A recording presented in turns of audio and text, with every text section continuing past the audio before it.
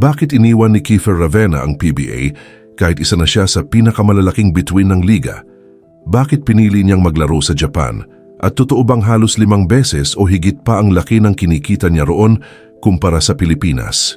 Mula sa pagiging batang basketball prodigy hanggang sa pagiging isa sa pinakasikat na manlalaro ng kanyang henerasyon, ito ang kwento ng The Phenomenon, Kiefer Ravena.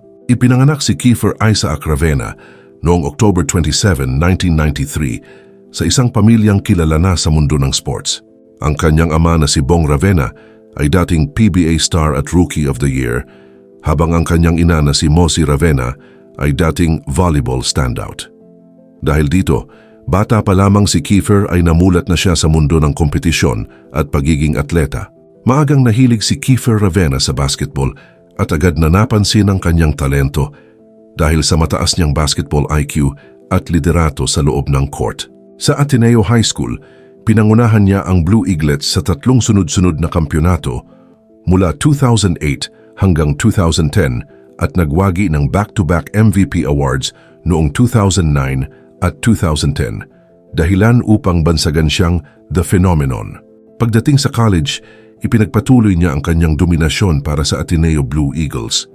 Noong 2011 ay naging Rookie of the Year siya at tumulong sa pagkapanalo ng kampyonato. Kalaunan ay naging isa siya sa pinakamalalaking bituin ng UAAP matapos manalo ng back-to-back MVP awards noong 2014 at 2015. Sa UAAP ay nakaharap niya ang ilan sa pinakamahuhusay na manlalaro ng kanyang panahon, tulad ni Jeron Teng, Bobby Ray Parks Jr. at Terrence Romeo. Ang kanilang mga laban ang isa sa mga dahilan kung bakit naging napakasikat ng UAAP noong kanilang henerasyon. Matapos ang kanyang college career ay hindi muna siya agad pumasok sa PBA. Pero bago po ang lahat, baka pwedeng palike muna ang video na ito. Isang simpleng click lang, pero malaking tulong yan sa aming mga content creators para makagawa pa ng mga kwentong gaya nito. Maraming salamat po. Sinubukan muna niyang habulin ang pangarap na makapasok sa NBA system. Noong 2016 ay nagtungo siya sa Estados Unidos at naging bahagi ng Texas Legends, ang G-League affiliate ng Dallas Mavericks.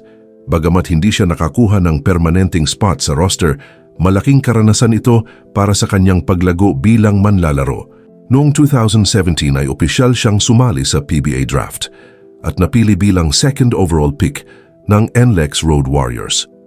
Agad niyang ipinakita na handa siya sa professional basketball. Sa kanyang debut game pa lamang ay nagtala na siya ng 18 puntos, 12 assists at 7 rebounds. Hindi nagtagal ay naging isa siya sa pinakamahalagang point guards sa buong liga. Ngunit habang tumataas ang kanyang karera, ay dumating ang isa sa pinakamahirap na pagsubok sa kanyang buhay. Noong 2018 ay nasuspindi siya ng FIBA ng 18 months matapos magpositibo sa ipinagbabawal na substance mula sa isang pre-workout supplement. Biglang nahinto ang kanyang momentum at naging sentro siya ng matinding kritisismo. Marami ang nag-akala na mahihirapan siyang makabangon. Ngunit ipinakita ni Kiefer ang kanyang katatagan. Matapos ang suspensyon ay bumalik siya sa laro at muling ipinakita ang kanyang kakayahan bilang isa sa pinakamahuhusay na guard sa bansa. Ngunit hindi lamang ang FIBA suspension ang naging kontrobersya sa kanyang karera. Noong 2017, naging laman din siya ng mga balita matapos kumalat online ang mga pribadong mensahe at larawan na may kaugnayan sa isang umano'y extortion case. Agad siyang humingi ng paumanhin sa kanyang pamilya at sa mga taong naapektuhan ng insidente. Kalaunan ay lumabas na isa rin siyang biktima ng online extortion at nagsagawa ng investigasyon ang mga otoridad kaugnay sa kaso. Naging usap-usapan din ang kanyang personal na buhay, lalo na ang kanyang hiwalayan sa volleyball superstar na si Aliza Valdez. Dahil pareho silang sikat na atleta, naging sentro ito ng mga usapan sa social media. Gayunpaman nilinaw ng magkabilang panig na maayos ang kanilang paghihiwalay. Pagdating ng 2021, ay gumawa siya ng desisyong ikinagulat ng maraming Pilipino. Iniwan niya ang PBA upang maglaro sa Japan B-League para sa Shiga Lakes. Maraming natuwa, ngunit marami ring bumatikos.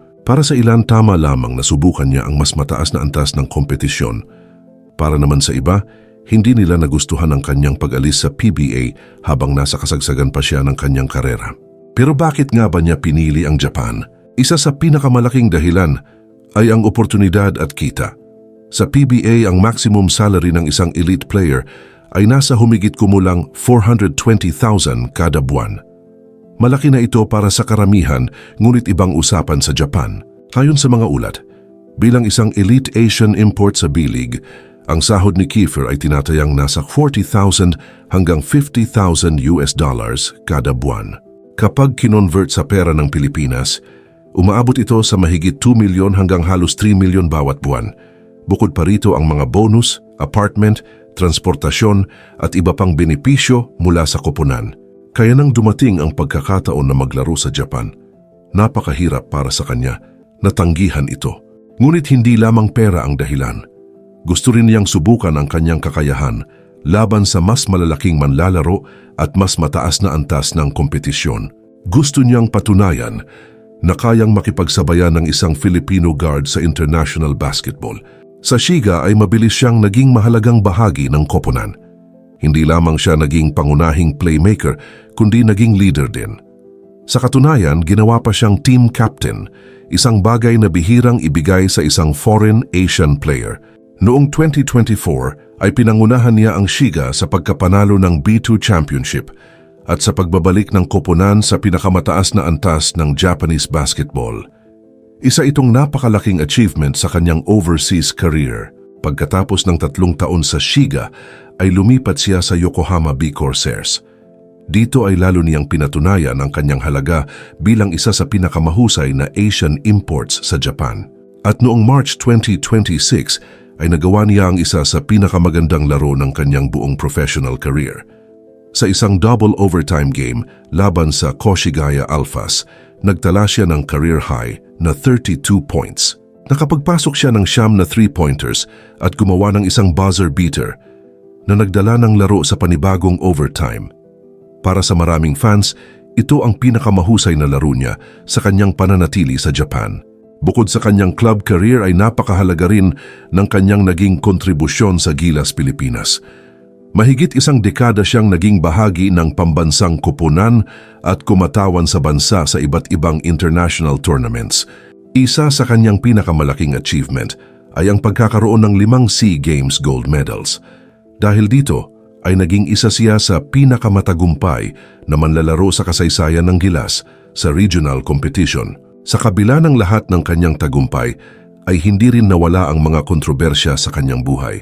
Ngunit marahil ang dahilan kung bakit marami pa ring humahanga kay Kiefer ay dahil hindi perpekto ang kanyang kwento. Nakaranas siya ng pagkakamali, pagkadapa at matitinding pagsubok. Ngunit sa bawat pagkakataon ay bumabangon siya at patuloy na lumalaban. Sa kasalukuyan ay free agent si Kiefer Ravena. Matapos ang pagtatapos ng kanyang kontrata sa Yokohama B Corsairs. Wala pa siyang opisyal na inaanunsyong bagong team, ngunit malinaw ang kanyang plano na ipagpatuloy ang kanyang basketball career sa abroad. Mula Ateneo hanggang PBA Gilas Pilipinas at Japan B-League, napatunayan ni Kiefer Ravena na isa siya sa pinakamagaling at pinakamatagumpay na Filipino basketball players ng kanyang henerasyon. Sa kabila ng mga pagsubok at kontrobersya, patuloy siyang lumaban at nagtagumpay sa pinakamataas na antas ng basketball. Ito ang kwento ni Kiefer Ravena, ang The Phenomenon,